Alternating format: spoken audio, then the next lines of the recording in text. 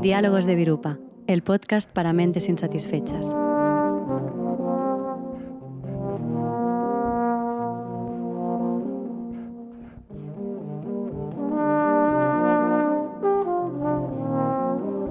Descansar en lo que hay o la confianza en la bondad fundamental.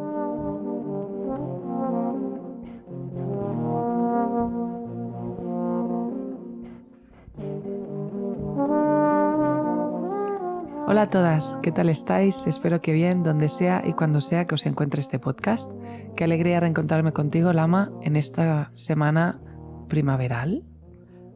Bueno, sí, técnicamente sí.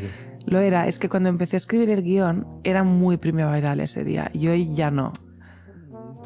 Sí, sí, está así, ¿no? El tiempo un poco, la gente, los ánimos, ¿no? Está como que sí, pero no.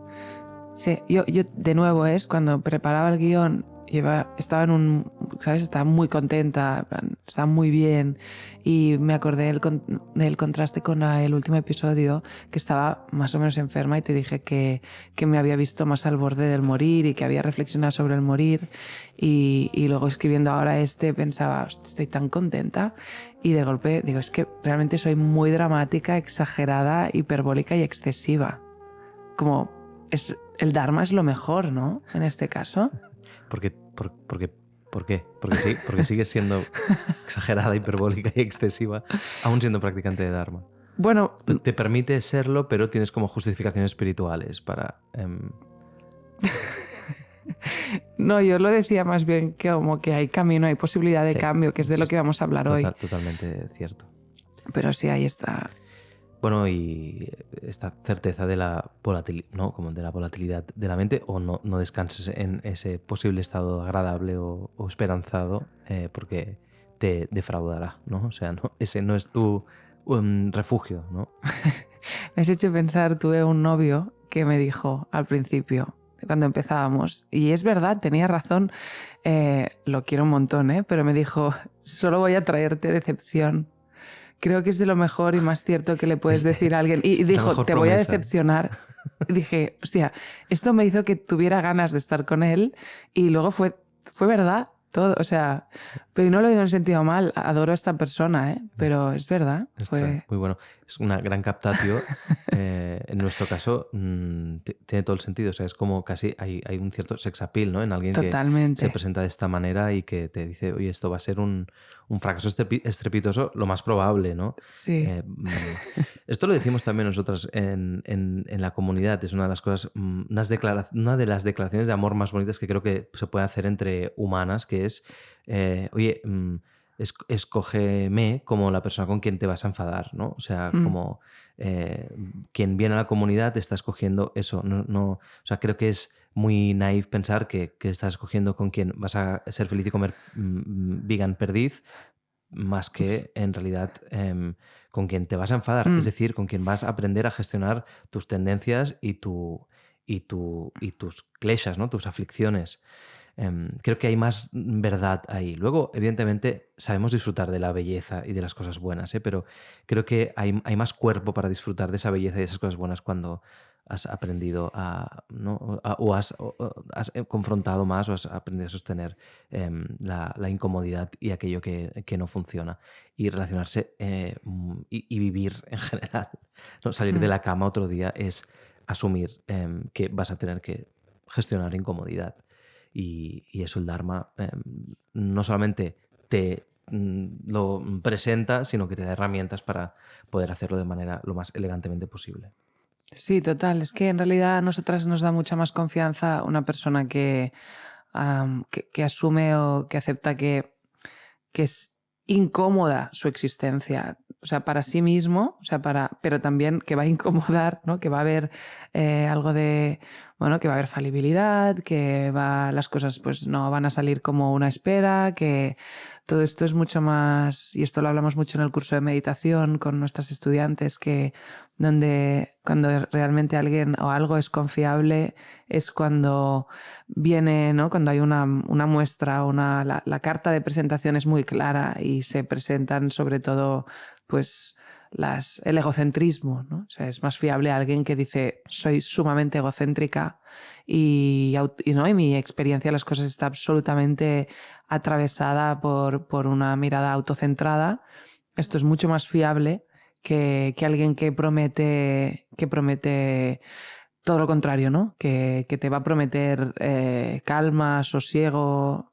Absolutamente. Lo que pasa es que tenemos que pensar siempre que tiene que ir de la mano, o sea, a nosotros nos da tranquilidad, ¿no? Nos da sosiego ver que alguien se presenta de esta manera Sí, o nos parece como más fiable, pero porque va como indiscutiblemente de la mano con la voluntad de transformar su mente y de practicar, totalmente, porque sí, a veces sí. caemos en esta trampa también, ¿no? Mira, yo soy muy honesta y te digo que yo, pues bueno, soy muy egocéntrica y solo miro por mí. O sea, esto que en cualquier otro lado sería algo aberrante, creo que para nosotros también lo podría ser si es como una especie de justificación y punto de Mm. llegada, ¿no? Oye, yo soy así, me tendrás que aguantar. No es quizás a lo que estamos apuntando, ¿no? Es No, esto nosotras, como no, no, punto de no. partida, soy así y mejor tenerlo en cuenta. Yo soy la primera que lo tengo en cuenta. Voy a intentar transformar mi mente, pero vaya, que ya te digo que ojo con confiar demasiado, ¿no? En que yo que sé, que en algún momento, pues, confiar demasiado en mí como alguien sin tacha, ¿no? Mm. Y inmaculado, porque no va a ser mentira, ¿no? Ujú. Producto del enamoramiento y de las fantasías del primer encuentro, ¿no? Totalmente. No, no, sí, sí, esto creo que también es una cosa, claro, puede ser que alguien la primera vez que nos escuche sea en este episodio, pero lo hemos ido hablando a lo largo de la anterior temporada y tal, que para nosotras siempre esta conciencia de la falibilidad nunca es un punto de llegada, ¿no? No es simplemente, bueno, pues asumimos que somos egocéntricas y punto, y vas a tener que aguantarme en mis arrebatos de volatilidad, de ira y, no sé, imprevisibilidad. No, o sea, no, esta no es la propuesta, la dármica no es esta, ¿no? La propuesta dármica es, pues, no engañarnos, saber poder hablar honestamente y crudamente, con crudeza de lo que hay, pero para luego entonces transitar un cambio, ¿no? Hacer algo al respecto. Entonces, bueno, ya pues no, esta introducción o esto que estamos hablando ahora ya me va bien en realidad para el tema que habíamos decidido hoy. Llevamos unos episodios un poco densos o un poco, ¿no? Un poco, sí, densos o durillos, Intensos. ¿no? Sí, intensos. Hemos hablado de la relación con la familia, luego hablábamos del materialismo espiritual, luego estuvimos hablando de la relación entre el feminismo y el Dharma. Entonces queríamos un episodio un poco más ligero y que quizás no fuera tan teórico, aunque bueno, enseguida al ser Dharma, enseguida entramos en cuestiones filosóficas un poco peliagudas y complejas, pero que bueno, que pudiera interpelarnos un poco más en lo personal. Y entonces, pues, creo que fuiste tú, Lama, que propusiste que habláramos del potencial para despertar, ¿no? La bondad fundamental o, como se dice en jerga budista, la naturaleza búdica. La verdad es que a mí es un tema que me pone muy contenta porque es un tema que está en relación con la confianza en la capacidad de cambiar y de transformarse, y también es un tema que nos va a ayudar a entender qué es lo que el budismo propone o explica por una autoestima sana, que no se mida ni se construya desde una mirada que se está comparando y que se estrecha, sino más bien desde esta, bueno, confianza en lo que hay y sobre todo en el potencial para transformarnos, ¿no? Entonces, bueno, como hemos ido hablando a lo largo de estos episodios, hay un estado de insatisfacción latente, de sensación de incompletud o de vacío, de algo que no acaba de funcionar. Pero, por otra parte, no siempre estamos así, ¿no? En concreto, o sobre todo, hay algunos momentos en los que conseguimos suspender, aunque sea de forma una milésima de segundo, pues conseguimos suspender este ruido mental, pues cuando nuestra atención se asienta, cuando dejamos de estar o de querer estar en el centro de todo, vemos, ¿no? Es como que emerge una especie de claridad subyacente. Y esto en el Uttaratantra Sastra se nos dice que esta claridad no es una especie de anomalía ni un efecto secundario, sino que es la naturaleza fundamental de la mente. Y entonces se dice que no es algo que tengamos que fabricar, sino que es algo que ya está ahí, aunque no sepamos reconocerlo. Entonces, bueno, uno de los temas que vamos a tratar es si está ahí, ¿por qué no la estamos experimentando de manera constante, ¿no? El tema o a lo que, y todo esto pues es lo que tú vas a desarrollar más en detalle, pero para modo de introducción y que nos podamos ubicar, el problema no es tanto que nos falte algo, sino que estamos tan identificadas con una especie de actividad superficial de nuestra mente, pues con los pensamientos, con los juicios, con las narrativas personales, etcétera, que hemos olvidado pues ver más allá, y es como si de alguna forma nos pasáramos la vida viendo el reflejo de la luna en el agua sin levantar la cabeza y sin ver pues que hay la luna en el cielo, ¿no? Somos como Narciso, el mito de Narciso, ¿no? Que se quedó embelesado con su propio reflejo, incapaz de ver más allá de eso mismo, ¿no? De ese reflejo. Entonces, bueno, este va a ser un poco el tema principal de hoy, y para introducirlo con una aproximación que no sea estrictamente dármica, pero con la que haya resonancias, he pensado en un poema de Mary Oliver, que, bueno, Mary Oliver fue una poeta estadounidense maravillosa, tiene un estilo pues, que es muy claro, es muy accesible. Ella se centra mucho en la naturaleza, en la contemplación, en la conexión con lo espiritual, y bueno, cada vez que leo un poema de Mary Oliver hay como un soplo de aire fresco, es súper bonito, y Valparaíso Ediciones tiene una edición bilingüe de A Thousand Mornings, 1000 mañanas, que recoge pues joyas de esta autora, y la verdad es que os lo recomiendo mucho. Escribe muy bien y además apela a una cosa de mucha ternura y de interconexión que creo que nos conviene mucho, ¿no? A mí me conviene mucho. Entonces, bueno, el poema que voy a leer va a ser muy cortito, pero no estoy segura precisamente de si está en A Thousand Mornings, pero es un poema icónico de ella. Si podéis leerlo en inglés, os lo recomiendo. Voy a una traducción al español, pero que creo que de forma muy sencilla apunta algunas de estas claves para entender qué es esto de la naturaleza despierta. Y se llama Gansos salvajes. No tienes que ser buena. No tienes que caminar de rodillas 100 kilómetros a través del desierto arrepintiéndote. Solo tienes que dejar que el animal suave de tu cuerpo ame lo que ama. Háblame de desesperanza, la tuya, y yo te contaré la mía. Mientras tanto, el mundo continúa.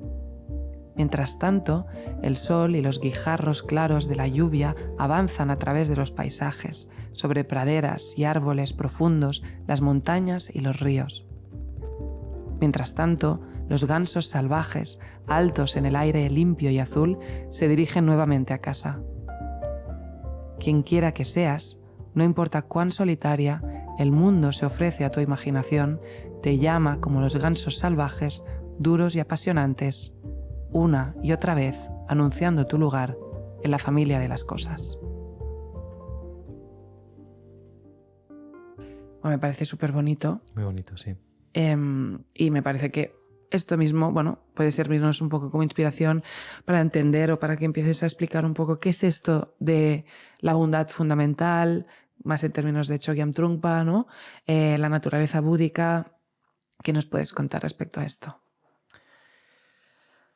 A ver, es uno de los temas más importantes de nuestra tradición y quizás es uno de los temas que, a diferencia de otras, incluso diría subescuelas budistas, porque hacer especialmente énfasis, como citabas tú, el Uttaratantra Shastra, ¿no? Es como uno de los comentarios y de las enseñanzas más importantes en el Mahayana, y es uno de los textos que se estudia en los Shedras, ¿no? Las universidades budistas monásticas, tradicionalmente en todas las escuelas del budismo tibetano.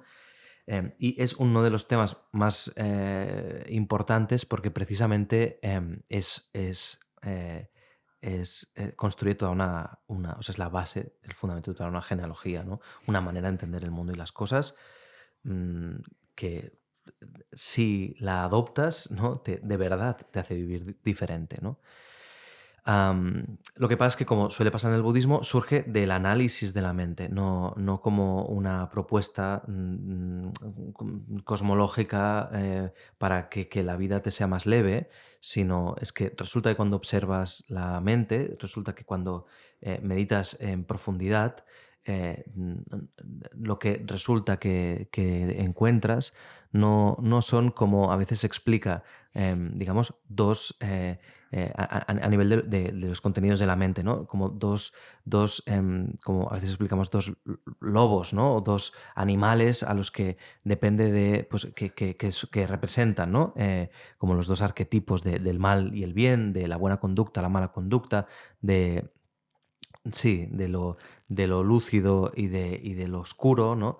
Em, y que depende de si alimentas uno o alimentas al otro, ¿no? Pues vas a tener un tipo de mente u otra, ¿no? Y que al final nuestra mente, como fundamentalmente, desde este tipo de propuesta, que lo comparten muchas tradiciones y que creo que es como un poco lo que tenemos todos de base, ¿no? Depende de lo que alimentas, pues eso es lo que va a acabar siendo, ¿no? Tu mente es digamos, esencialmente buena o esencialmente mala, dependiendo de si o se ha convertido en buena y en mala, más allá de las esencias, si alimentas una parte u otra. Y esto lo que dice el budismo mahayana es que en parte es cierto, pero no porque, digamos, las dos bestias estén en igualdad de condiciones. Es decir, em, sería, dice el Mahayana, absolutamente imposible em, tener un destello de bondad en medio de un conflicto si la mente no fuera naturalmente o fundamentalmente buena. Es decir, sería imposible reconocer a la otra, ¿no? Y de alguna manera conectar con su rostro, ¿no? O sea, como identificar y reconocer a la otra en términos de Levinas, creo que habla del rostro Mm, como, ¿no? Aquello que nos permite identificar o sea, como la otra, el reconocimiento de la otra pasa ¿no? O sea, está esencialmente en el reconocimiento de su rostro, ¿no? ujú, sí. Em, pues sería imposible desde el punto de vista del Buda Dharma o del Mahayana reconocer a la otra si no hubiera esta bondad fundamental. Es decir, si em, lo que sobre todo de base hubiera en nuestra mente es un impulso o como un latido de bondad y de sabiduría. ¿Por qué? Porque lo que pasaría asumiendo nuestro circunstancial estado de egocentrismo y esta mirada tan radicalmente autocentrada que tenemos de experimentar la vida, que estaría, si no fuera, si esa base de la mente no fuera em, eh, buena e inteligente y sabia, estas aflicciones y este estado de egocentrismo que impera en nosotras hubiera, digamos, se hubiera apoderado implacablemente de nuestra manera de hacer y de nuestra conducta, ¿no? Y entonces nuestra mente solamente estaría teñida de negro, ¿no? Por decirlo de alguna manera. O sea, si observamos cómo funciona ¿no? nuestros factores mentales y vemos la cadencia, la tendencia natural que tienen de como cada vez agudizar más o cristalizar más los estados de egocentrismo o las falsas proyecciones de realidad, si la naturaleza de nuestra mente no fuera bondadosa, no fuera inteligente, no fuera sabia, ya estaría nuestra mente totalmente velada, ¿no? Porque la tendencia es a cada vez ennegrecerse más. Pero por ennegrecida que esté nuestra mente, como he dicho al principio, en momentos de conflicto, en momentos de ira, en momentos de tristeza, en momentos de penuria, igualmente se cuela, ¿no? Por alguna grieta, se cuela un destello de bondad, un destello de compasión, un destello de empatía.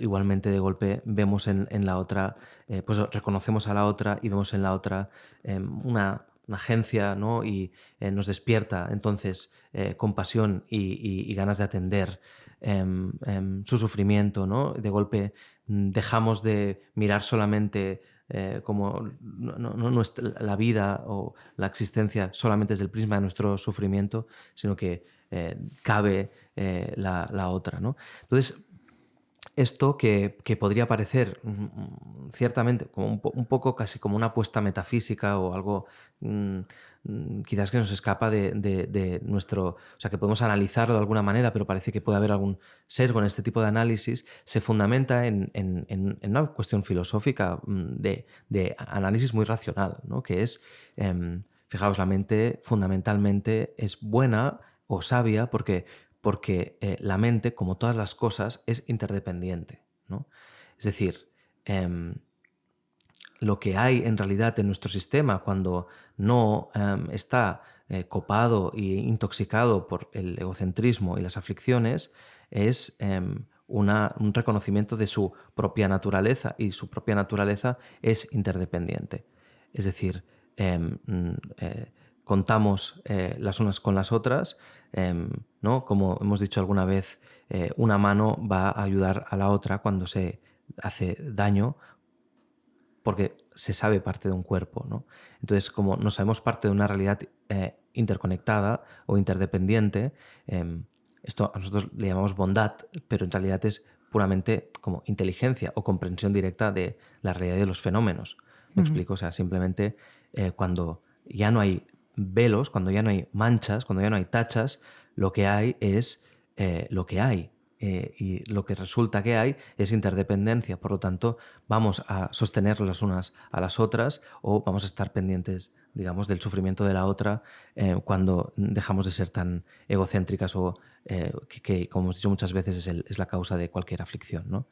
Entonces, ya explicándolo en términos, o sea, ya no, o sea, creo que esta es la clave de toda la explicación, entender cómo funciona la realidad fundamentalmente, nos permite entender cómo funciona la mente fundamentalmente, y muchos maestros entienden y hacen énfasis, el Buda mismo, el primero, en que todos tenemos este potencial de conectar con lo que hay, que es lo mismo que decir el potencial de despertar, ¿no? ¿Despertar a qué? Despertar a lo que hay, a lo que existe más allá de los velos y los autoengaños, ¿no?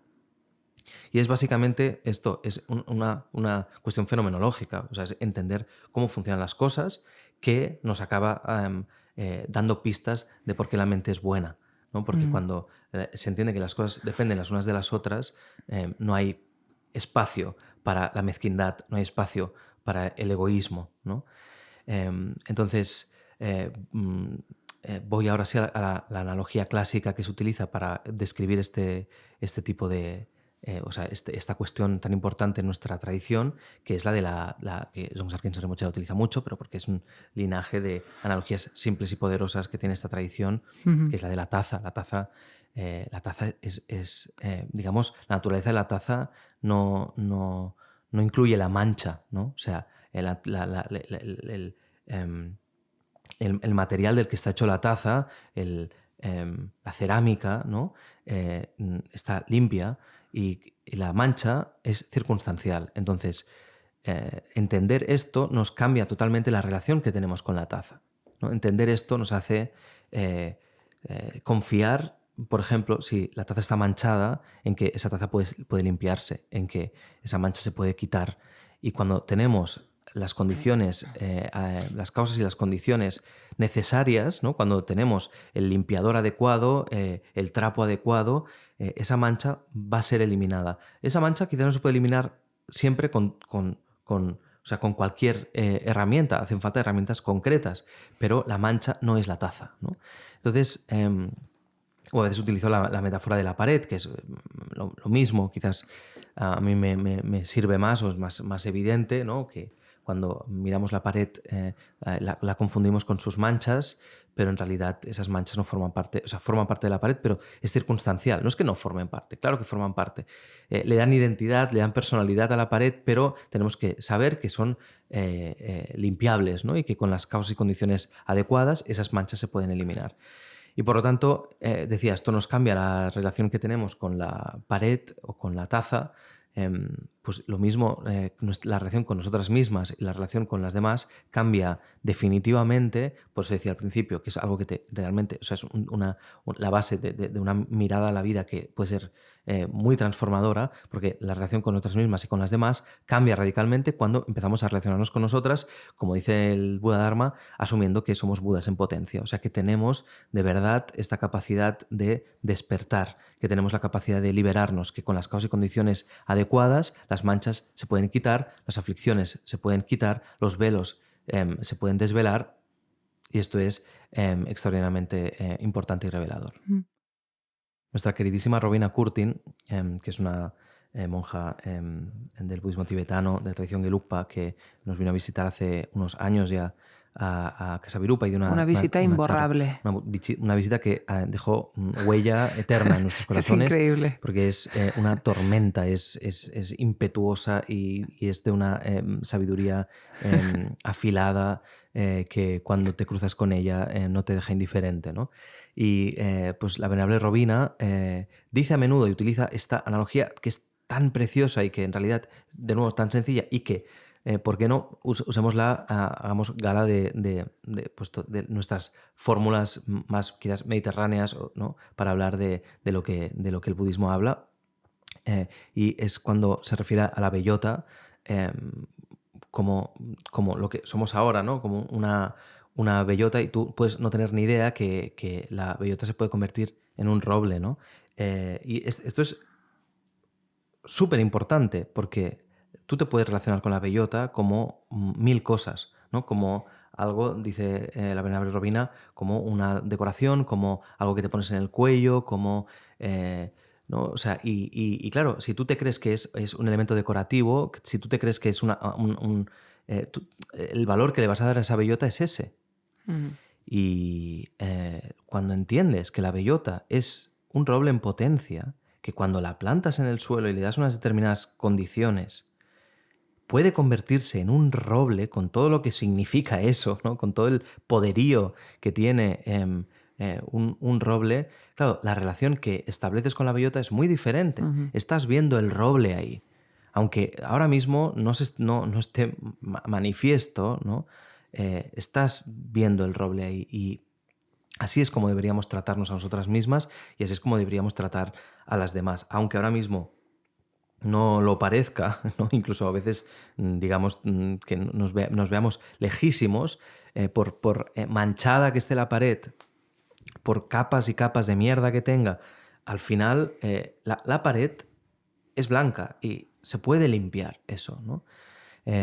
Y claro, eso, o sea, asumir esa enseñanza, que ahora he resumido como un poco como erráticamente, y como así, como a brocha gorda, pero es como creo que se puede entender como es extraordinariamente potente y uno de los puntales de nuestra práctica entera, ¿no? O sea, nosotras seguimos practicando y nos despertamos cada día con, aunque, como decíamos al principio, incomodidad de vivir, ¿no? Y insatisfacción y con este sufrimiento que todo lo permea, con una absoluta confianza en que esto es transitorio y que con las causas y condiciones adecuadas sabremos, iremos reconociendo, ¿no? Y sabremos dar espacio a toda esa lucidez que hay en el fondo de nuestra mente.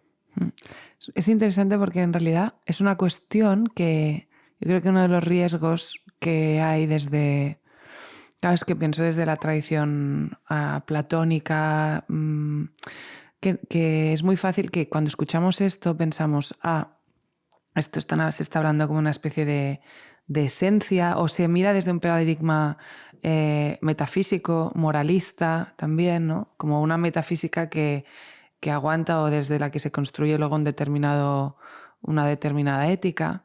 Y claro, es que no está hablando de... O sea, el budismo no habla de esto. O sea, porque y aquí creo que simplemente haciendo énfasis en lo que has dicho, ¿no? Que tú estás hablando de que al final la naturaleza búdica o despierta es lo que hay, que es pura interdependencia, y en la interdependencia, pues... los seres, ¿no? Están en correlación, y en realidad, pues, si un ser daña a otro ser, en realidad, ¿no? Como que se está dañando a sí mismo, pero no hay ahí un atributo o no hay una lectura moralista de esto, ¿no?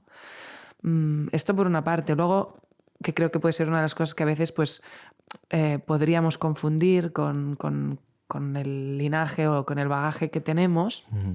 Y luego que hay algo que me gustaría que pudieras explicar un poco, que es que cuando hablamos de naturaleza búdica, de nuevo, o sea, claro, es que la palabra naturaleza, con toda la carga teórica que tiene, aquí en Occidente, en filosofía, cuando hemos hablado de naturaleza, estamos hablando de algo que es algo que tiene rasgos esenciales, inmutables, algo que hace que, o sea, que las cosas, la naturaleza de algo es lo que hace que algo sea lo que es y no puede ser de otra forma, ¿no?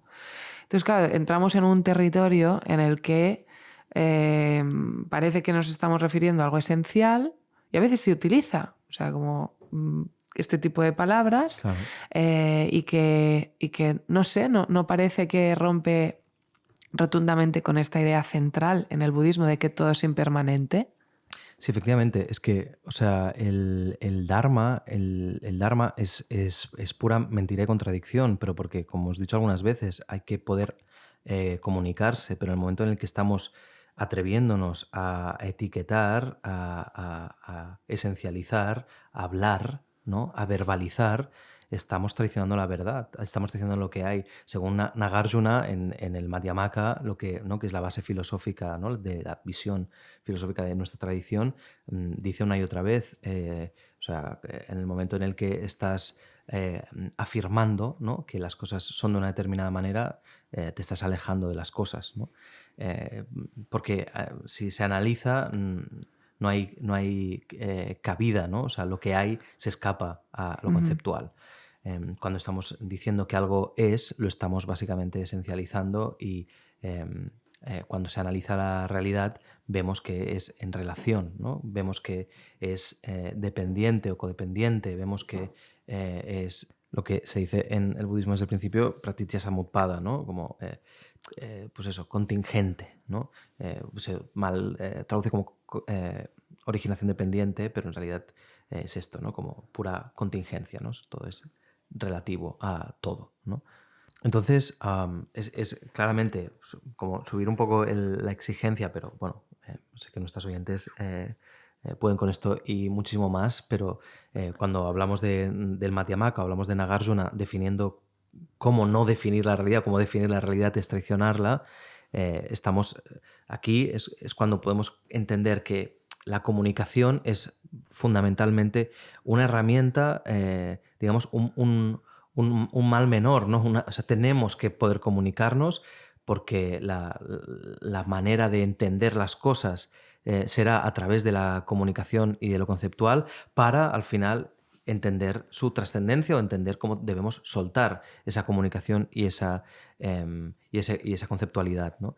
Pero claro, esto es todo un proceso y, como decimos siempre, se tienen que, a veces, desgraciadamente, se tienen que generar los líos para poderlos desliar luego, ¿no? Sí. De entrada, si no, es complicado y sobre todo el Dharma del Buda está hecho en este lenguaje, con estas referencias, ¿no? Y esto quizás ya es una pantalla más allá, pero a nosotras lo que entendemos y con lo que trabajamos es con lo que hay en nuestra mente, y lo que hay en nuestra mente es fijaciones y conceptos egocéntricos, ¿no? Porque todos los conceptos son, o sea, en tanto que subjetivos, ¿no? Y relativos al sujeto. Y este es el Dharma que entendemos, es un Dharma que habla de, pues en términos que podrían parecer esenciales, depende de cómo, pero a la vez señala, ¿no? Una y otra. O sea, cuando hablamos de naturaleza búdica, que es el ejemplo que ponías, estamos hablando, claro, son cosas que ya no hablo ni de las traducciones, ¿no? Sino simplemente que ya estamos traicionando algunos conceptos que en sánscrito son un poquito más finos o en tibetano, ¿no?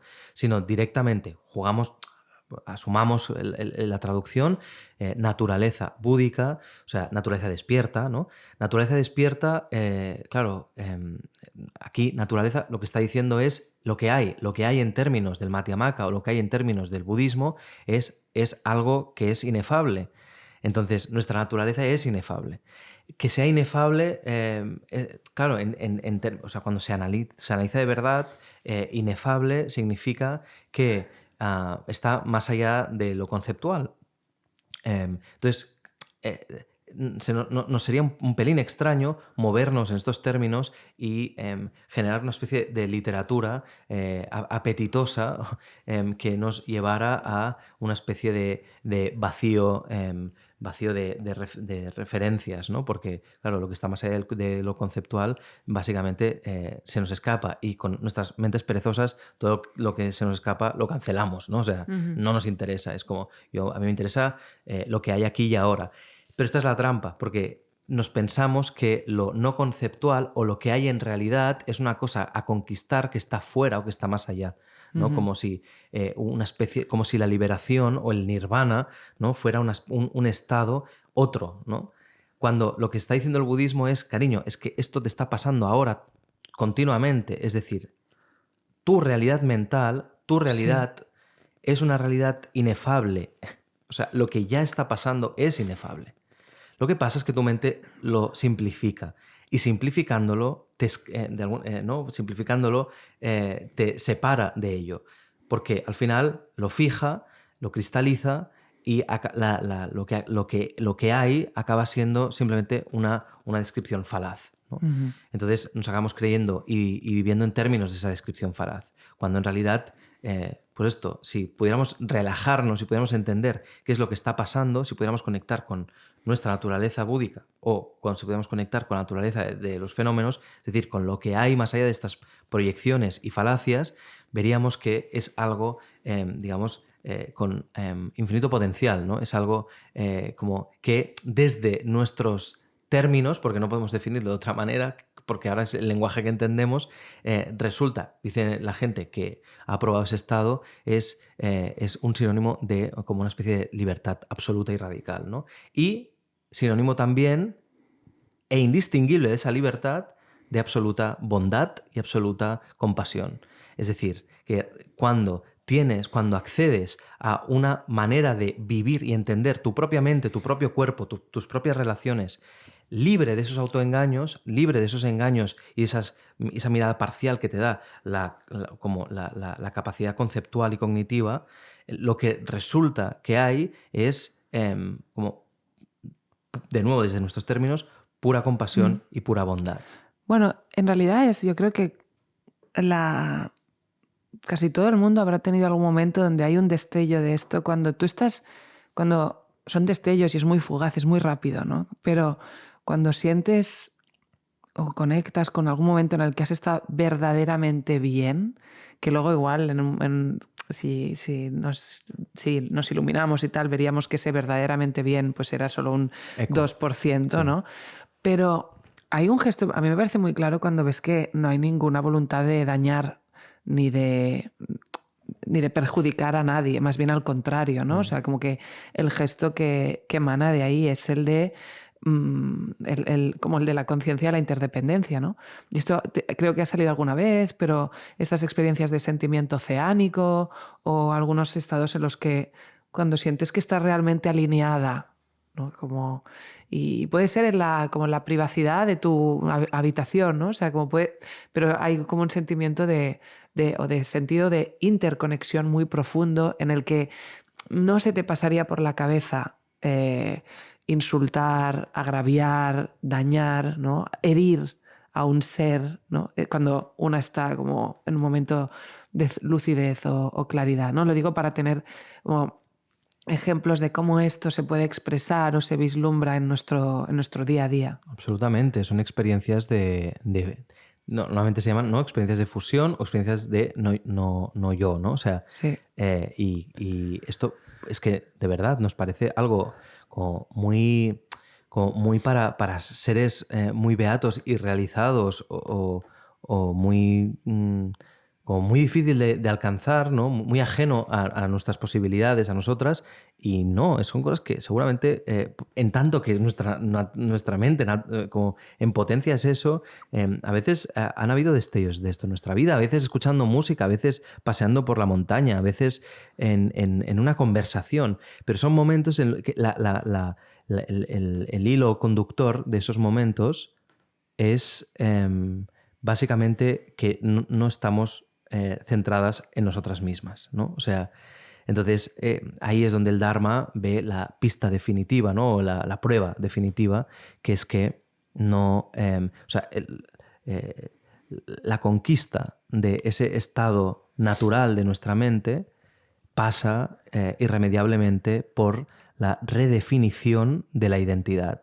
El problema, dicho de otra manera, que estamos teniendo una y otra vez es ver la realidad única y exclusivamente desde el prisma de un apego al yo, ¿no? A la identidad.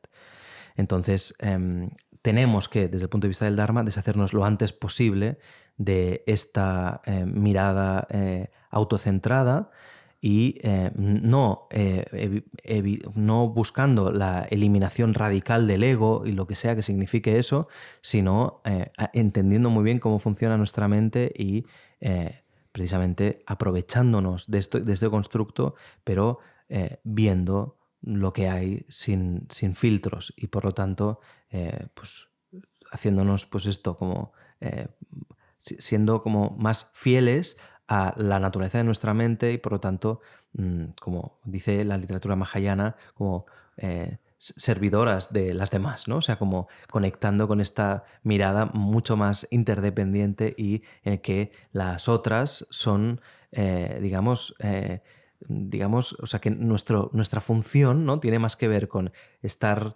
conectada con las demás y con su sufrimiento que no tanto con nuestras estrechas necesidades, ¿no? Sí, dice Shantideva, me ha hecho pensar que es que esto es precioso en el Bodhisattvacharyavatara.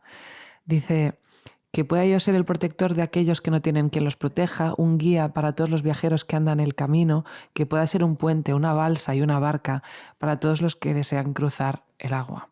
Que pueda yo ser una isla para quienes están buscando una y una lámpara para los que desean luz, que pueda ser una cama para quienes quieren descansar y un esclavo para los que desean un esclavo.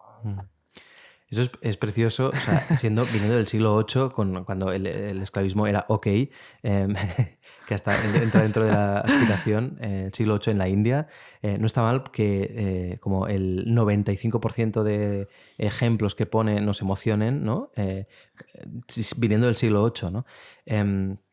Esto es increíble porque con esto que has traído podemos unir esta naturaleza de la que estamos hablando y nuestro momento. Es decir, ¿cómo hacemos para vivir la vida desde un estado que ahora mismo no tenemos, o sea, siendo robles, cuando no seguimos siendo una bellota? ¿Qué hacemos para que la bellota dé sus frutos? ¿Cuáles son las causas y condiciones que decíamos para limpiar la pared? ¿Qué es lo que tenemos que hacer? Pues el Buda Dharma lo dice claro, Shantideva lo dice claro, ponte a disposición de las demás, desarrolla el pensamiento altruista, que es lo que nosotros consideramos, o le llamamos la bodhicitta, ¿no? La mente del despertar. Ponte al servicio de las demás. Cuanto más espacio tenga el altruismo en tu mente, más fácil será que reluzca lo que hay en el fondo de tu ser, ¿no? De tu existencia, que es esta bondad fundamental, que es esta inteligencia fundamental. Entonces, la manera de conectar roble y bellota, la manera de plantar la bellota para que acabe siendo roble es, según esta tradición, ponernos al servicio de las demás, es decir, generar una vida, ¿no? Que internamente y externamente esté alineada para poder beneficiar a las demás. Y aquí hay muchas maneras de hacerlo, ¿no? Pero, insisto, esta tradición hace énfasis en que no es solamente externamente generando pues una serie de acciones o de servicios que de alguna manera estén, ¿no? Afectando al bienestar de las otras, como podría ser, pues yo ya soy médico, pues yo ya ayudo de vez en cuando y tal, sino tiene que haber una alineación entre esta motivación interna y la actitud externa. Y a veces cuando no tenemos ocasión de, pues esto, de estar curándole a nadie, haciéndole una cirugía a nadie, porque no somos cirujanas, esta tradición lo que te dice es la base de esta transformación está en la motivación. O sea, de verdad, aunque te estés dando un paseo, si este paseo te lo estás dando queriendo beneficiar a las demás y teniendo esta mente abierta y este corazón abierto de asumir, aunque ahora no seamos roble, que somos roble y que estamos rodeados de robles en potencia, ¿no? Esto ya va a ser benéfico, ¿no? Esto ya va a limar esas confusiones que hay en la propia mente, para que pueda ir resplandeciendo cada vez más y mejor esa naturaleza última de tu propia mente. Y esto evidentemente no significa que el Buda Dharma diga no, pero da igual, date un paseo con buena motivación y así ya estás ayudando, es que sepas que esta es la base.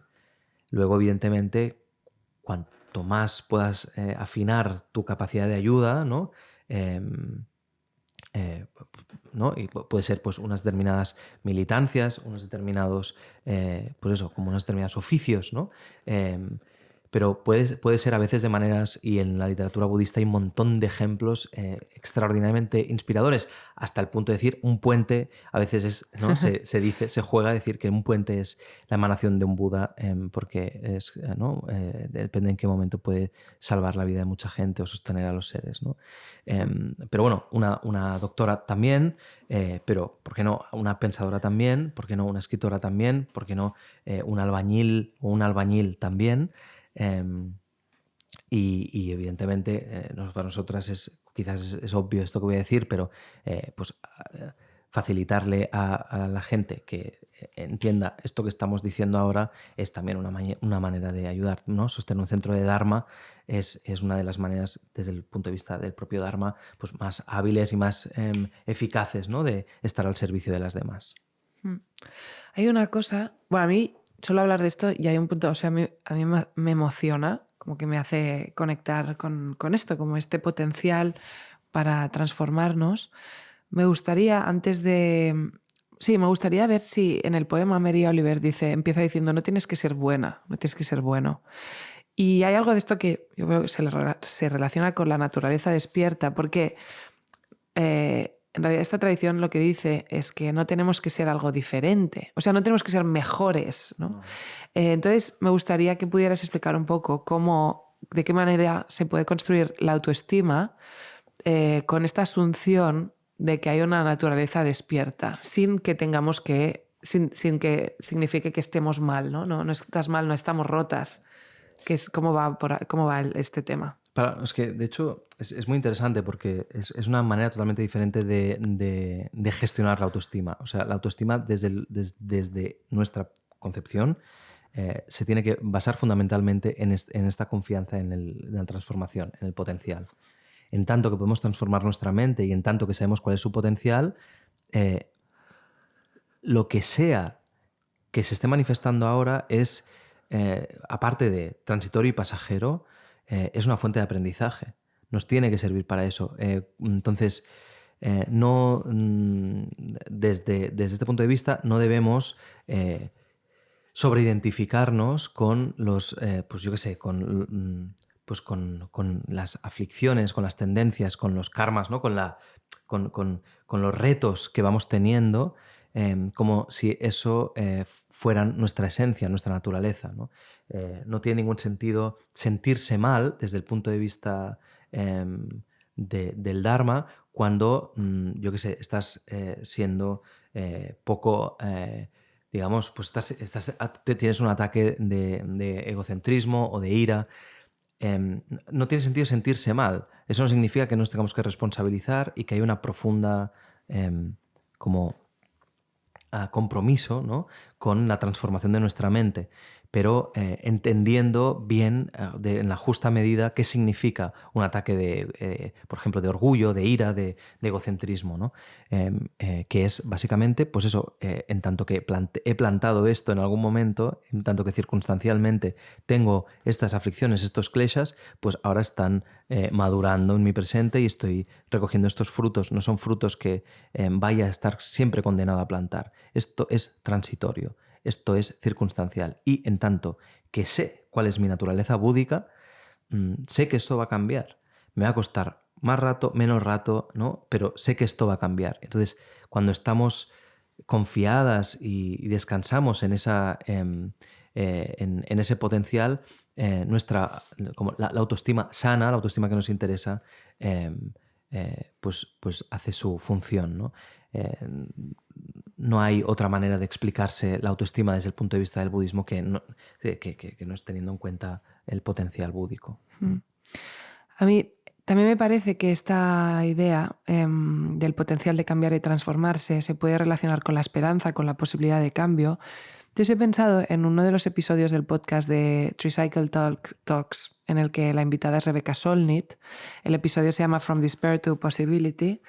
Rebecca Solnit es la autora de ¿Por qué los hombres me cuentan cosas? O me explican cosas, algo así. Pero bueno, ella también tiene una relación con el budismo, no sé si es practicante o no, pero bueno, hace cosas en Upaya con John Halifax y tal. Y bueno, en este podcast que es de budismo, pues la han invitado como pensadora con, claro, vínculo con esto, con el Dharma. Pero bueno, ella habla de la esperanza, el último libro que ha sacado, que se trata de la esperanza. Ya dice, sabemos que algunas personas en las peores situaciones del mundo se atrevieron a tener esperanza, no porque todo pareciera bien o porque se encontraran bien, sino porque había algo que valía la pena hacer. Y también dice que la esperanza, y yo lo vinculo con esto, como esta confianza en que las cosas se pueden cambiar, o sea, que podemos cambiar nuestra mente, dice que la esperanza es como un hacha que derriba puertas y que es algo activo, que no es pasivo. Y cita al final al final no es un podcast largo, pero cita a una activista, Mariame Kaba, que esta activista aboga por la abolición de las prisiones, diciendo que la esperanza, esto me parece brutal por lo que estamos hablando, la esperanza es una disciplina, lo que significa que es un compromiso real con quien quieres ser, cómo quieres ser en el mundo y que vas a intentarlo sin tener confianza ni certeza sobre el resultado. Que esto es como... Bueno, nosotras tenemos siempre un conflicto con la palabra esperanza porque parece que tiene que haber un resultado concreto, pero cuando entendemos la esperanza sin esta expectativa de resultado, ahí sí que nos encontramos. Sí, es realmente, o sea, es un conflicto porque resignificar la esperanza es muy caro por la mella que tienen nosotras, por cómo las tradiciones abrámicas han infundado con todo el respeto, pero al final hay que saber identificar cuáles son, ¿no?, los rasgos que nos atraviesan y uno de ellos es esta idea de esperanza.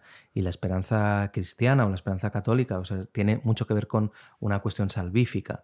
Y claro, nosotros estamos hablando de liberación todo el rato y pareciera que el budismo entonces es una tradición salvífica igual y que por lo tanto podemos hablar de esperanza, como podemos hablar de éxito y de resultado, pero como decíamos antes, en última instancia, esto es solo un juego, es una trampa, es una engañifa necesaria, tenemos que pasar por aquí, pero en última instancia... como muy bien enseña Trungpa Rinpoche y muchos maestros, pero Trungpa Rinpoche quizás unos términos que se nos más cercanos, la esperanza es básicamente uno de los principales problemas, ¿no? Creer, ¿no? Esperar que es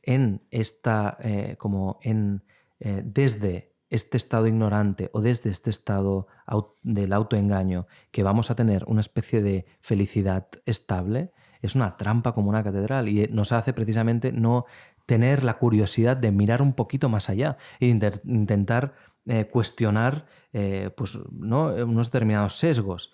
Entonces, mientras haya esperanza, vamos a ir mal desde el punto de vista del Dharma.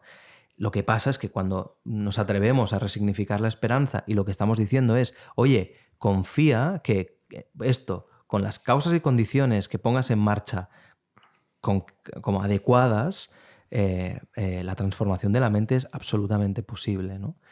Y confía incluso en que el otro, la otra, también puede cambiar. Y ahí es donde me parece que es revolucionario el Buda Dharma. Eso es lo que marca la diferencia, que es la absoluta convicción de que en tanto que yo sé que mi naturaleza búdica está ahí latente y que es una cuestión de que me ponga y que batalle mi pereza, que batalle el apego al sufrimiento y a mis propias tendencias, historias, porque somos así. Va de eso que luzca esa naturaleza búdica y que realmente ¿no?, pueda gozar de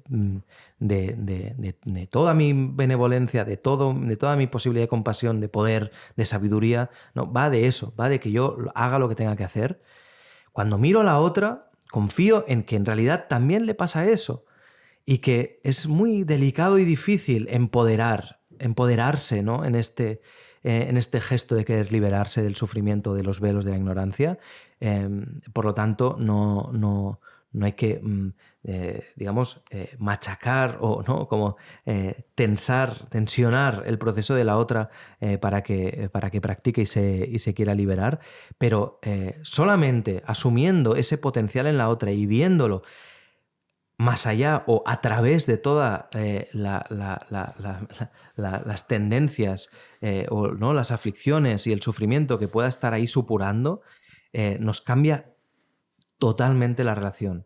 Entonces, asumir, decía antes, la naturaleza búdica en la otra es seguramente de los gestos más radicales que hace esta tradición, o sea, de los gestos de las herramientas más radicales de las que dispone esta tradición, porque ahí, o sea, se ve, por ejemplo, cómo el budismo puede ser una gran referencia, pues eso, como una genealogía que nos puede ser de referencia para análisis y revisiones contra el punitivismo, contra, o sea, que nos puede, ¿no? dar visión y guía cuando nos preguntamos cómo puedo gestionar según qué conflictos, cómo puedo, ¿no? cómo puedo relacionarme con la violencia, cómo puedo relacionarme con los sistemas opresores, cómo puedo relacionarme con un conflicto personal, ¿no? de algo que creo que es injusto, ¿no? Y pues ahí el budismo te dice... es que, o sea, evidentemente, primero practica tú, porque seguramente hay muchos sesgos y mucha rigidez en tu mirada de la situación, pero luego, oye, un momento, o sea, la otra persona, depende de las causas y condiciones, es un roble y no solamente una bellota, ¿no? Y aunque a veces tengamos que protegernos de las violencias y saber cómo gestionar a alguien que no quiere ser un roble de ninguna de las maneras y que ni siquiera entiende qué significa esto, internamente va a ser, o sea, va a ser fundamental y cómo internamente nos estamos posicionando con eso y con qué sabiduría y delicadeza y por lo tanto ternura, ¿no? Podemos gestionarnos como humanas, ¿no? Entonces, me parece que deberíamos reivindicar mucho el Buddha-dharma y el budismo y esta confianza en la naturaleza búdica como un arma de gestión de conflictos y cómo nos permite de entrada revisarnos de verdad a nosotras mismas y no caer en el extremo de acabar ejerciendo la violencia que de entrada nosotras pues normalmente señalamos y denunciamos, ¿no? Porque esto es lo que, desgraciadamente, cuando no estamos en contacto con esta naturaleza, lo que acabamos haciendo es esto, ¿no? Ser perpetuadoras de violencias porque no sabemos de qué va la cosa cuando estamos señalando o intentando defendernos de determinadas violencias. Pues para ir cerrando, al final del poema de nuevo de Mary Oliver hay una fórmula muy, muy bonita, ¿no? En la que ella dice como que se anuncia nuestro lugar en la familia de las cosas y querría que hilvanáramos un poco esta reflexión acerca de la naturaleza búdica con un gesto o consideración de lo colectivo. Y es que, bueno, una de las cosas interesantes de, o sea, naturaleza búdica es cómo se traduce el término Tathagata-garbha, que literalmente en realidad significa el útero de Tathagata o embrión de Tathagata. Tathagata es un título referido al Buda y Garbha implica esta connotación de útero y de embrión. Por lo tanto, Tathagata-garbha es la budeidad que mora en lo más íntimo, es un potencial inherente a todos los seres sintientes y es propio incluso de todo cuanto existe en el universo físico. Desde esta perspectiva se considera que todos los seres están caracterizados por el Tathagata-garbha y ningún género, por ejemplo, está mejor o peor dotado para este gen iluminado. Se trata de lo que se descubre, o hablamos de lo que se descubre en la experiencia sin ego, en la que se tiene una intuición radical de shunyata, de vacuidad. Entonces, de este modo, ¿no? Lo que se ve, lo que emerge es la budeidad que ya estaba allí como semilla, ¿no? Como estaba explicando Lama. Entonces, evidentemente que todos los seres tengan este mismo potencial inherente para la iluminación, para el despertar, implica que la discriminación de los seres, por la razón que sea, es absolutamente incongruente con el camino budista. Y puesto que todos los fenómenos son vacíos, es imposible hallar rasgos intrínsecos en las cosas. Por eso, ¿no? Teniendo en cuenta todos estos factores, no es apropiado, y aquí estoy siguiendo a Rita Gross en El budismo después del patriarcado, en este libro que ya citamos anteriormente, pero por eso no es apropiado que haya barreras institucionales, subordinación, limitación de las expectativas o que se desaliente una vida de estudio y de práctica a ningún tipo de persona. Y por lo general no tiene ningún sentido, ¿no? que ejerzamos violencia o que oprimamos a cualquier tipo de ser.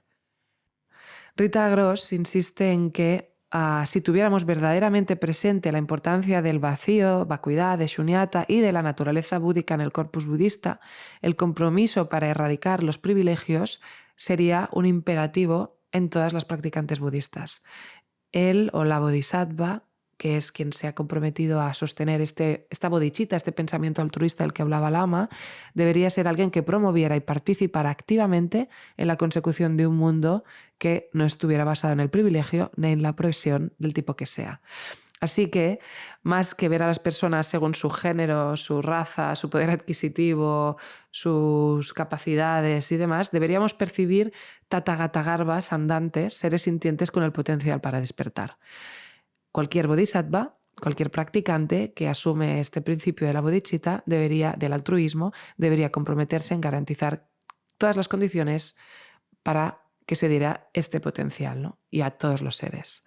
Entonces, teniendo todo esto en cuenta y para cerrar, simplemente me parece que es un texto muy bonito y creo que es chulo como cerrar de así de una forma un poco más, inspiradora. Creo que el episodio en general lo es, que nos alienta o a mí, ¿no? Escuchándote, pues me dan ganas de seguir practicando y de ver cómo podemos seguir desarrollando conjuntamente entre todas, ¿no? Este potencial. Pero me acordaba de un texto de Ernesto Sabato en un epílogo que tiene en una de sus obras, en Antes del Fin. El epílogo se llama Pacto entre derrotados y creo que es bonito cerrar así, luego iremos a tus recomendaciones, Lama, pero dice, he cogido fragmentos, ¿vale? No es exactamente todo tal cual sigue, pero dice, tenemos que abrirnos al mundo, no considerar que el desastre está afuera, sino que arde como una fogata en el propio comedor de nuestras casas. Es la vida y nuestra tierra las que están en peligro. Les escribo un verso de Hölderlin. El fuego mismo de los dioses día y noche nos empuja a seguir adelante. Ven, miremos los espacios abiertos, busquemos lo que nos pertenece por lejano que esté. Y sigue Sabato. Sí, muchachos, la vida del mundo hay que tomarla como tarea propia y salir a defenderla. Es nuestra misión. No cabe pensar que los gobiernos se van a ocupar. Los gobiernos han olvidado, casi podría decirse que en el mundo entero, que su fin es promover el bien común. La solidaridad adquiere entonces un lugar decisivo en este mundo acéfalo que excluye a los diferentes. Cuando nos hagamos responsables del dolor del otro, nuestro compromiso nos dará un sentido que nos colocará por encima de la fatalidad de la historia. Pero antes habremos de aceptar que hemos fracasado. De lo contrario, volveremos a ser arrastrados por los profetas de la televisión, por los que buscan la salvación en la panacea del hiperdesarrollo. Les propongo entonces, con la gravedad de las palabras finales de la vida, que nos abracemos en un compromiso. Salgamos a los espacios abiertos, arriesguémonos por el otro. Esperemos, con quien extiende sus brazos, que una nueva ola de la historia nos levante. Quizá ya lo está haciendo, de un modo silencioso y subterráneo, como los brotes que laten bajo las tierras del invierno. Algo por lo que todavía vale la pena sufrir y morir. Una comunión entre hombres, aquel pacto entre derrotados. Una sola torre, sí, pero refulgente e indestructible. En tiempos oscuros nos ayudan quienes han sabido andar en la noche. Lean las cartas que Miguel Hernández envió desde la cárcel donde finalmente encontró la muerte.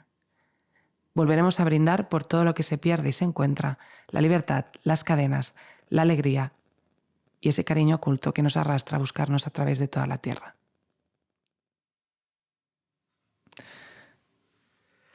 Vaya. Es Miguel Hernández al final. Es que claro, esto es como cualquier cosa que nos digan. Si al final citan a Miguel Hernández y además nos dicen que estaba en la cárcel, que es donde murió. Kriptonita pura. Para llorar. Absoluto. Bueno, pues este es el episodio de hoy. Si os parece, compartimos cuáles son las citas y referencias. Hemos citado creo que A Thousand Mornings de Mary Oliver, o en todo caso Mary Oliver, Antes del fin de Ernesto Sábato, El budismo después del patriarcado de Rita Gross y el episodio del podcast From Despair to Possibility with Rebecca Solnit en Tricycle Talks. ¿Y tú, Lama, qué nos querrías recomendar? Pues en realidad creo que nada puede representar como el Tathagata Garbha, ¿no? O sea, es muy difícil.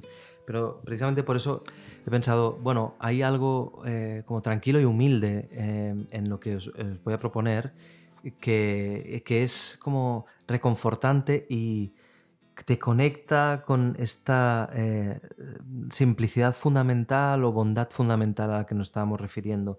Que cuando yo al menos escucho a esta pianista de Etiopía, o sea, el alma se me pone donde tiene que estar, ¿no? Es como que me siento absolutamente reconfortado. Entonces, sería un poco lo que no busco escuchando a Bill Evans, ¿no? Pues me lo da.